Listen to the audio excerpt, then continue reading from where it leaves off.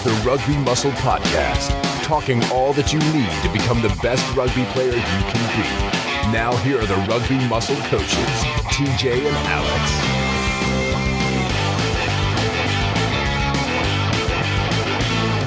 Yes, boys and girls, it's TJ here, back again with another Rugby Muscle podcast on this fine Thursday morning. And I'm joined on this fine Thursday morning, as always, by Alex. What's going on, mate? Busy day today, mate. Really busy day. Tired. You tired? Tired and busy. Ooh. Yeah. Ooh. We might be doing a podcast on sleep very soon, because I've had a few questions about it. I really like sleeping. I'll be up for talking about sleeping. I mean, in saying that, our recovery podcast pretty much was all about sleep because that's the main part of recovery. Yes. Anyway, let's not get into that now, though. No, let's not get into that. Let's get into... It's time for the facts of the week. All right, Alex. It's your time to shine again, mate. Every week. Shit. Okay. Hey, you know who Emma Watson is? Is she the one that played Hermione on Harry Potter? That is. That's the one. Don't pretend you don't know who she is. No, I do know. I just said it. Yeah. So, which is interesting to bring up Harry Potter, because did you know that during Harry Potter they had to refilm almost all of her scenes because she was mouth everyone else's lines as well? She knew the books that well. What? Say that again. So you know she mouthed everyone's lines as well. So she didn't just say her own lines, she'd like mouth everyone else's lines as well. That would annoy because me. she knew the book that well. Yeah.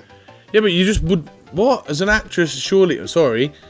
I've just been told that they changed... You're not allowed to call them actresses anymore. They're just also called actors. Did you know that? No. Did you know that? Oh, we've lost... Oh, actress. We've lost him. Alec, you back? I'm here, mate. I can hear all of that. Yeah, I'm going to call them actresses still. It's done. Actors is masculine. Yeah. Actress and there's is nothing feminine. degrading about switching out what's the feminine thing and what's the masculine thing.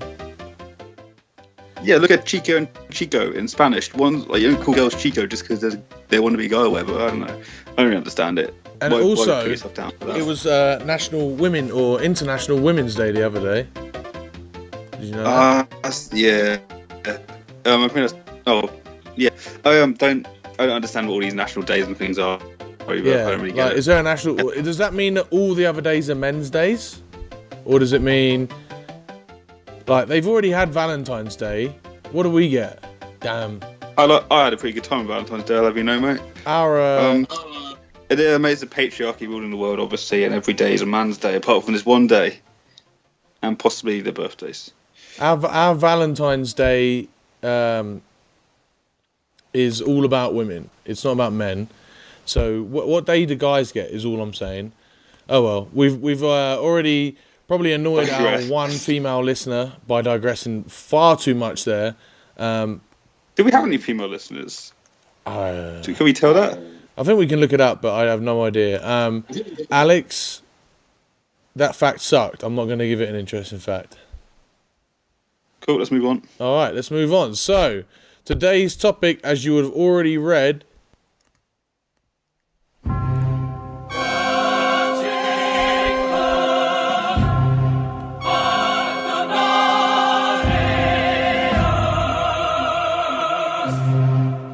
Yes! We're discussing UFC fighters training. You know this is the UFC intro, right, Alex? No, I didn't actually. I was a bit confused. I thought it was just a bit epic. And we went, and they do the intros as well. But anyway, we're discussing why you, as a rugby player, or just someone that wants to get in shape, actually no, more specifically, rugby players, shouldn't be doing some of these things that we see a lot of MMA and cage fighters and UFC fighters do. We think there's a lot of stupid stuff that they do that doesn't help them.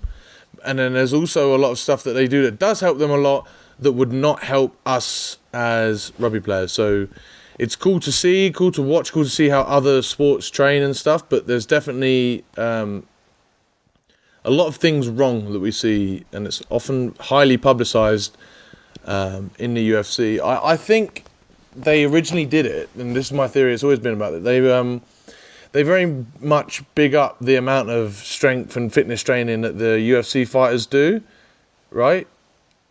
I'm listening. And I think they do this, or they did this originally because it was cage fighting and it was seen as barbaric. So they really wanted to promote the fact that these guys aren't just idiots down the pub that beat each other up.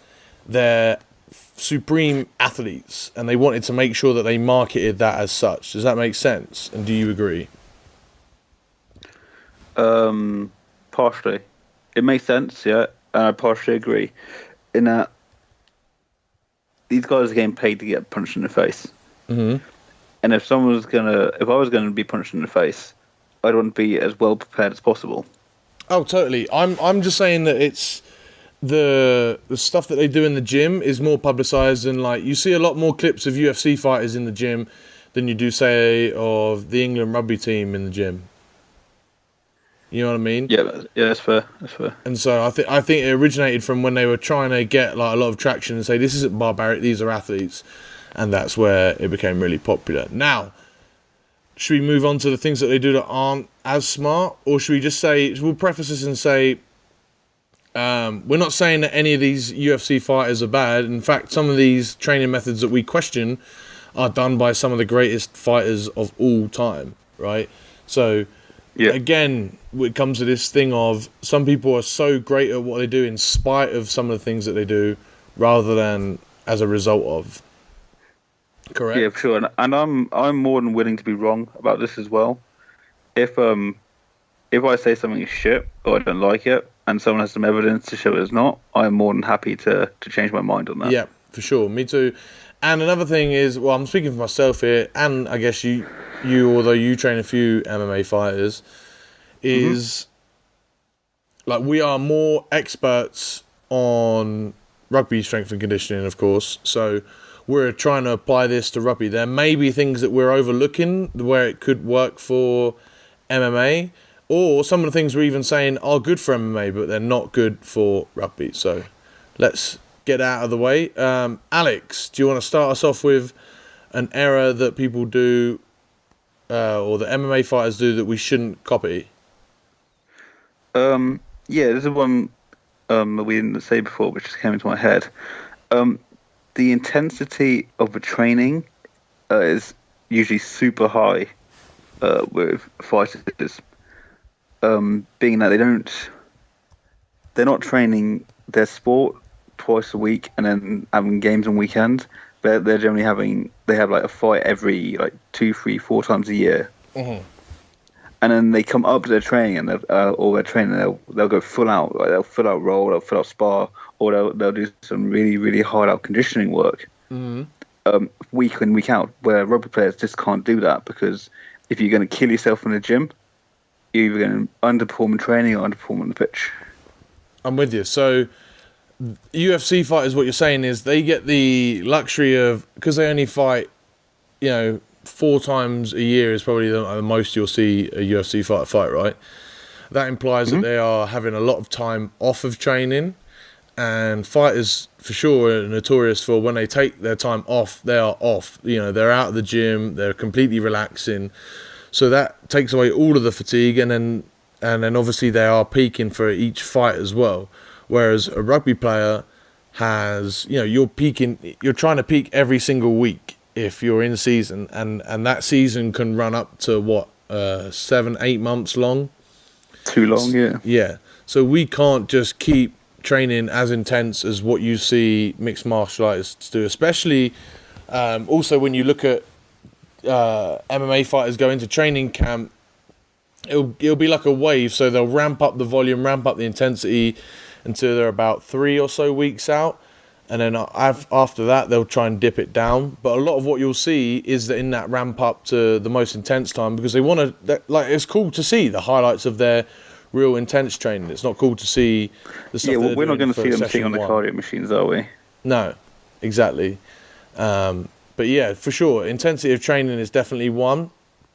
Another thing that we see a lot of fighters, and this is one of the first things I was exposed to when I started looking at strength and conditioning, and it's all these strength training circuits, and there are a number of things that we see that's wrong with this. And I'll start off by saying, if you're doing a high intensity circuit, you're moving from exercise to exercise to exercise, you are not working strength. Yep, absolutely. This ties into the point of energy systems that I'm sure you're going to bring up at some point. Mm-hmm. Yeah, this is another reason why these circuits aren't great. Go on. So, do you want me to go into the energy systems of fighting or rugby, or do you want me to just talk about the circuits? Just the circuits for now. Okay, so essentially, if you can do a circuit, you're bouncing from exercise to exercise with minimal recovery, right? That's generally how people do circuits. If you're having minimal recovery, then you're not going to be expressing the strength as well as you could. And if you're not let me start again. If you're not expressing strength at the highest level you can, then your strength isn't going to be improving. Yeah. So it's the same thing. We've hammered the point home about speed, about how speed work has to be above 90% minimum in order for it to improve. Similar thing with strength. If you're too fatigued to perform the movement, or to perform the movement with as heavy a weight as what's going to build strength, you're not going to build strength. You're just going to be doing that movement for some sort of endurance. Which now, I guess, go on to the endurance bit then, if you will do, mate. So spaced out. So, strength endurance, that's what I'm going to talk about, by the way, is the ability to perform a certain intensity of work for time, right? Mm-hmm.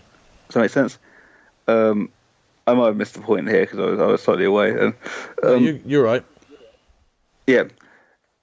It's not the same as higher strength. So if we look at like a classical strength endurance athlete, we might be looking at someone possibly like a bodybuilder, where performance isn't the main deal there. So at rugby, our sport is I want to say multiphasic sport, but what I mean is a intermittent sprint sport, right? Yeah, it's not really about strength endurance.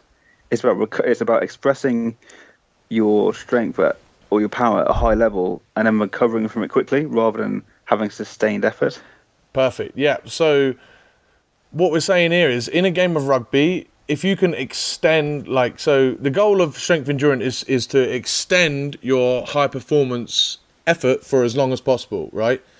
Mm-hmm. So in rugby, your performance isn't limited by your strength endurance. So, for example, if you're hitting a ruck, you're not going to be hitting that ruck for 30 seconds so long that you get fatigued and then someone pushes you back because they've got better strength endurance.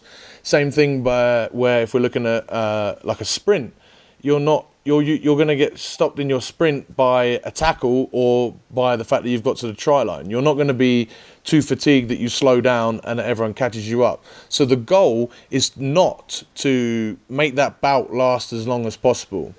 Okay, the goal is to be ready to repeat that bout in a high performance as often as possible, right? So we're not trying to extend the length of the effort. We're going to try and increase the number of efforts that we get through at a high intensity. Yes, yeah, that's a really nice way of putting it. Yeah, that's probably the best way I've ever explained. Now I'm going to give myself a that's pretty good. You should record that and write it down separately, mate. Little pat on the back. Well, I'm recording it, mate. You muppet. Yeah, so I overlooked that, didn't I? Okay, yeah, anyway, so rugby is very different in terms of conditioning to mixed martial arts and fighting. Fighting, the goal is to last that 5-minute round. Yes, there's an element of recovery in between rounds, but it is very much an endurance sport where if you're grappling for 5 minutes, that is pure strength endurance. You're trying to perform for 5 minutes. Yes, you'll have time if you posture up, get your positioning, whatnot to recover and then perform at a high intensity, but a lot of it is endurance based. Correct me if I'm wrong there, because as I say, I'm not an expert. I would say it's fairly endurance based, but only from a recovery point of view. Yeah, it's not black and white like what rugby is, or say like rock climbing is on the other side. Yeah, so with mixed martial arts or combat sports as such, you're actually looking to increase your power output over time, but you're still going to have spikes in it as well. So we're looking to almost increase the aerobic power than anything else in these kind of sports. Yeah, cool. So basically, these strength circuits aren't a great idea if you're a rugby player. There's one sort of time that I would do it, like that's real high intensity interval, and that would be at the end of pre-season, and it's just 4-minute circuits or 2-minute circuits for as long as you can. But yeah, and this is most for the coaches. If you're giving people specific like oxidative work to do for specific muscle groups to bring them up, or to let people function for longer in that kind of area, then maybe there's a call for it there as well. But that's fairly specific. It's not like a... Yeah, for the most part, if you're listening and you're just a regular gym guy, I wouldn't worry about doing the circuits at a high intensity. Now, we have spoken about doing circuits at a low intensity to keep them aerobic. That would be great. But you got to remember, you're not going balls to the wall. You're going no higher than 70% for each exercise that you're doing. You're just going to keep going, keep that sweat going. Yeah, absolutely. I think that's enough on that, right? Sweet. And then I guess we can put a little cliff note on this one as well to say about strength endurance, about what we see with a lot of fighters is that they don't do any dedicated strength training with good rest, with quality movement and good rest in order to perform this and build strength, because it's seen as slowing you down. Yeah, people talk about being slow or being muscle bound. Mm-hmm. It's just a fallacy, really. So there was one, I can't remember who it was. He was a UFC fighter. He was a big deal. He was a really, really good fighter. I can't remember who it was. And actually, he came out and saying, "Oh, powerlifting made." Oh, it was Johnny Bones Jones. And what was it? Oh, yeah, makes sense. That. This is actually what I was going to talk about. Yeah. So can I just cut in, because that was the point I had in my head. But Johnny Bones Jones, right? He had to take I think it was at least a year, if not more, out because he got banned. So he spent that time powerlifting, and he increased all of his lifts, did great, like built up a lot of strength. But in that time, guess how many UFC fights he had, or how many MMA fights? How many times he stepped into the cage? None. He said he almost stopped training MMA. Yeah. So guess what? If you don't train MMA, you're not going to get better at MMA. In fact, you're probably going to get worse. So we're arguing and we've said this before about rugby, about how it's not a great idea to take time off. And actually, I'll tell you what, this is the perfect time to do an interlude with an email we got from a guy giving us asking for tips for beginners about rugby, and like if you're just a gym guy and you're trying to take up rugby, is play your sport as much as you can. So don't worry about building yourself up or bulking up. Just get down to your local rugby club and start playing. That's the only way you're always going to get better. Well. Yeah, for sure. If you're just starting, like, you getting that extra skill work in is going to be huge. Yeah, but we're digressing again. I mean, what is up with us, mate? Anyway, yeah. So he can argue that he became worse. He could blame the fact that he is doing all this powerlifting and all this dedicated strength training, or he could like have a fucking brain and think about the fact that maybe it's because he stopped doing MMA for months and months and months. Like, which of those two would you blame? The fact that you've lifted a few weights, or the fact that you've stopped doing your sport? Why would you have got worse at your sport? Let's look at the powerlifting's a misnomer anyway. Like, it's not a powerful sport. Yeah. Either. So, like, if he'd say gone and did Olympic weightlifting or something, like maybe to retain some speed. I don't know. I don't know. I don't think. I don't think it was necessarily his speed. It's the fact that he wasn't as good a fighter, and then also you think about the fact that he was doing powerlifting for powerlifting's sake. He wasn't doing, from what I see, he was doing like trap. I think he might have been doing trap bar deadlifts, but most of his movements were like pure powerlifting movements. So I don't see how, it doesn't. We don't say to do, if you're doing strength training, you have to do. We've said it multiple times as well. Don't have to do bench, squat, deadlift, you can do heavy movements and build strength and definitely not get slower.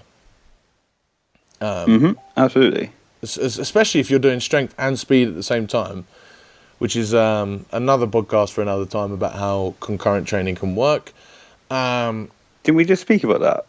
A little bit. We touched on it, yeah, but we haven't done. We spoke about how we're going to do a podcast on it, but we haven't. Next point. Have you got any? We touched on it before that MMA or mixed martial arts is a fairly new sport as well, or fairly new as a sport rather than a martial deal. Which has led to a plethora of gimmicks. Oh, mate, I didn't even think about all that movement shit that Conor McGregor does. Ido Portal. Yeah. Portal. Dude, I don't know if it works for fighting, but as a movement thing, that's cool to look at. Yeah, but I guess we'll go on it quickly because we're talking about gimmicks. We spoke about this. I'm pretty sure in the very last podcast we spoke about how flexibility and mobility, you need to do exactly what is required for your sport. No more, no less. We did say that, yes. So, as a fighter, and especially as a rugby player, you don't need to be balancing and playing touch butt in the park, as Nate Diaz said that what he was doing. You don't need to be balancing on a handrail or walking upside down or doing all this random stuff that's impressive to watch, but is going to be of no benefit to a actual combat athlete. I don't say no benefit, but yeah, it's not necessary. It's not one of these vital not things. Going to take Conor McGregor is obviously really gifted. Actually, that's another point, but we're going to... Jesus, this episode's going to be about 4 hours long. I planned on it being 20 minutes. But yeah, he's like... If you're an athlete, you've only got... We've spoken about this before. Jesus, we're just repeating everything in this podcast.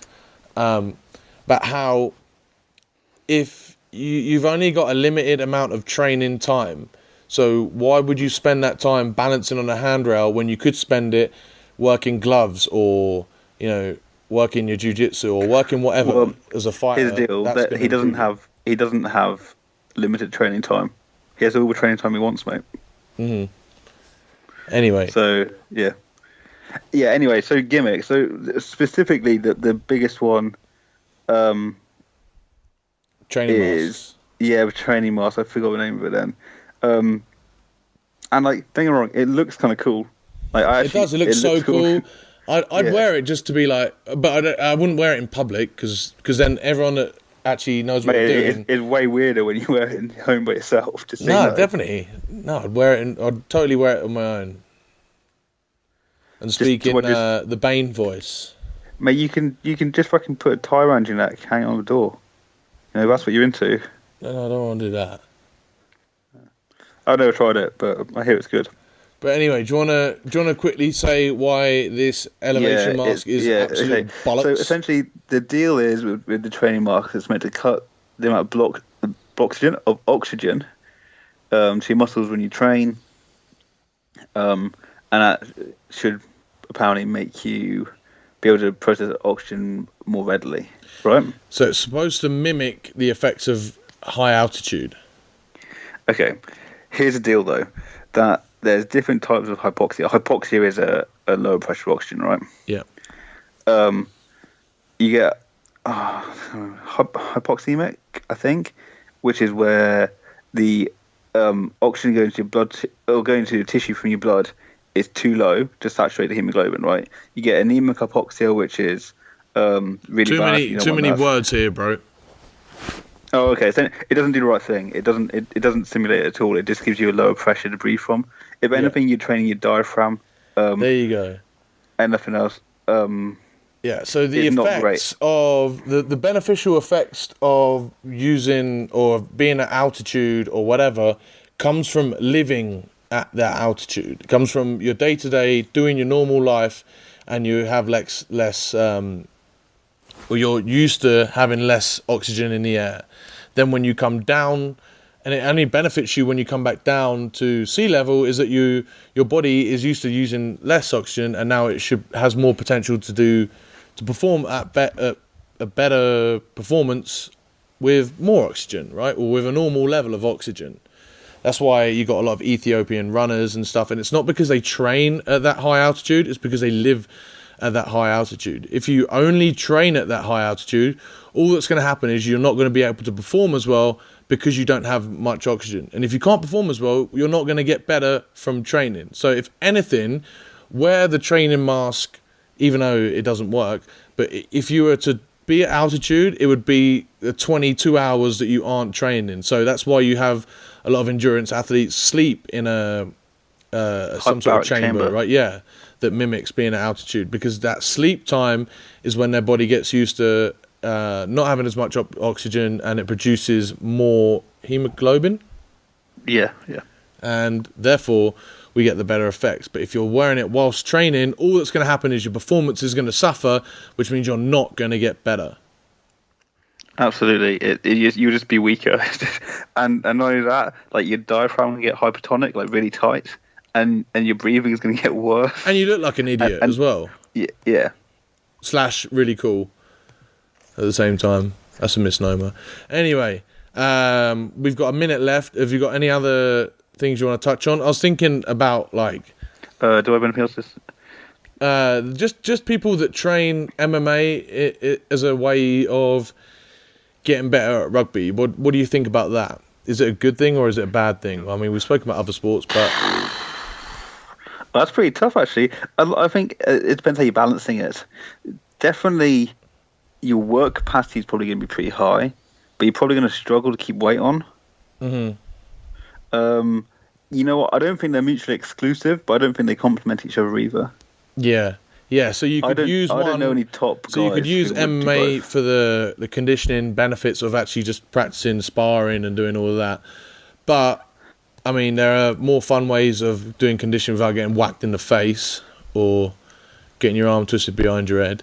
Well, England did it, didn't they? For judo, for part of their training and tackle technique, and people ended up with the Chiefs winger, the guy with rat tail. He got like a torn cord or something doing it. Saki Naholo, yeah. No, Jack. No, sorry. Jack Knowles, yeah. Yeah. And then we spoke about this as well. Yeah, so maybe it's just not the best idea from a injury perspective. Mm-hmm. And as we said, there are different energy systems that are worked as well. Well, we haven't said it on the podcast yet, mate, but yeah. We did. We said it about... Did we? Yeah, we did it when we were talking about the strength training circuits. Oh, mate, I probably zoned out, I'll be honest. You just are not on the ball today. Right, I extended our time by an extra 2 minutes, so we've got a minute more.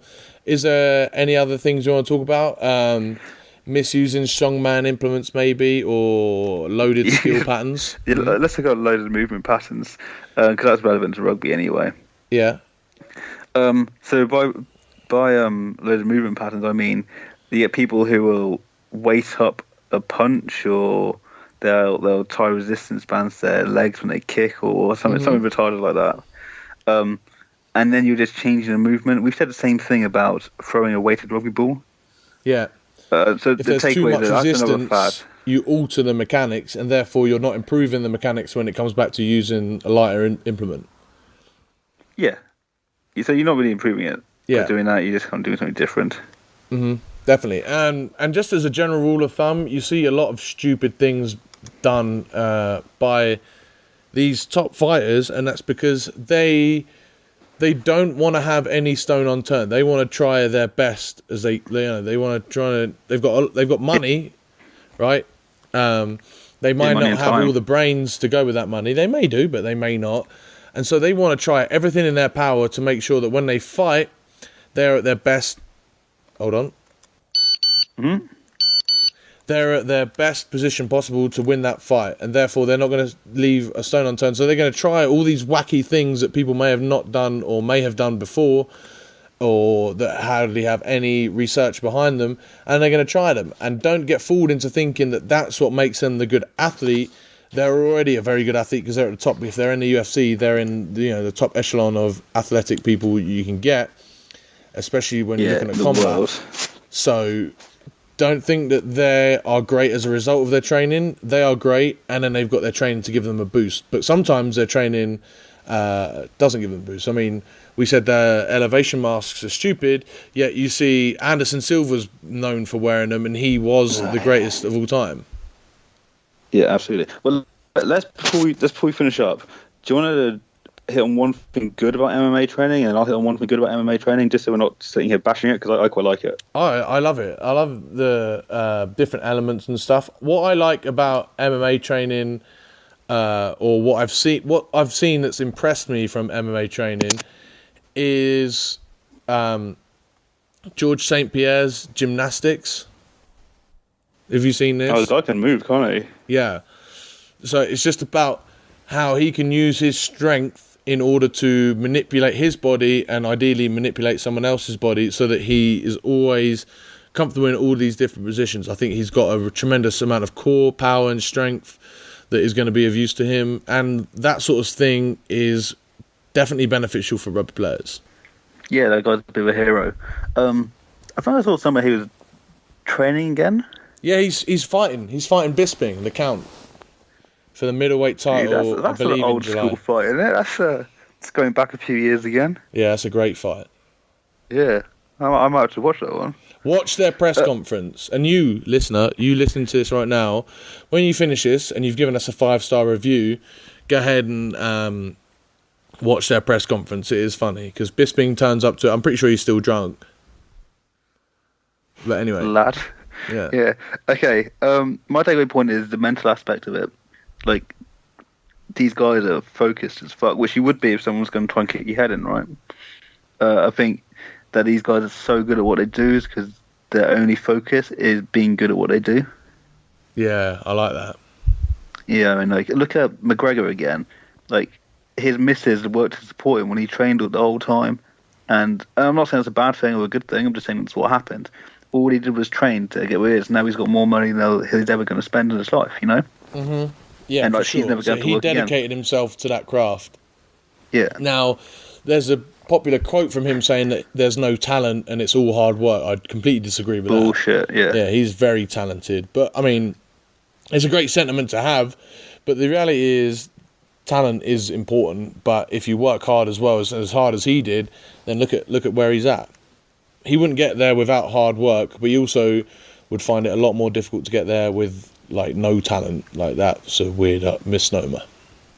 Yeah, genetics is a huge component. It's just that people work fucking hard as well, you know? People have genetics to work hard also. Yeah, for sure. And I tell you what, that's not going to finish us up, because there was one major point that we needed to bring up about the Khabib fight on the weekend, and about how... Yeah, one big thing that fighters do is that, or a mistake that they do, is they don't handle their nutrition well in order to dictate their body weight. They just end up losing a lot of water weight, which I mean, it can have tragic consequences, but it can also, it's also somewhat pointless for a rugby player to lose water weight. So you see these sauna suits and people just going in saunas and trying to shed as much water weight as they can, or wearing what do they wear? Cling film when they're running, things like this. They're all tactics to reduce the body's water. Now, it doesn't reduce any fat at all. So when they say, these suits are good for weight loss, it's because that you lose water. And you do that in order to reach a weight limit to fight. And then overnight, guys are known to put on up to 10 kilos plus between the weigh-in and then the fight. So what I'm trying to say is, you're not going to lose fat by doing those techniques. You're just going to lose water weight, which is maybe beneficial, but then there's too much, and that's a whole other kettle of fish. But yeah, it's not great for you to lose that much water. All right, sweet. That's the end of the podcast. Yeah? Sweet. Cool. Do you want to plug yourself? Do I want to plug myself? What is that? Is that what the kids say these days? You got to plug yourself. Follow the show, or give us a 5-star review on 5 times already today. iTunes. In the next podcast, we're going to read out a few iTunes reviews. And if you do so, we're going to give you a little treat, but you have to get in touch with us and give a review in order to do that. Thank you so much for listening. Follow me, tj.strength on Instagram, TJ Strength on Facebook, and on YouTube. Alex Collision _ and _ combat on Facebook and Insta. Yeah, why not? Instagram's probably the best one at the moment to get me on. I'm pretty good at getting back people on that one. For sure. Get your free non-MMA conditioning sessions at rugby-muscle.com. And thank you so much, boys, for listening, and we'll see you in the next one.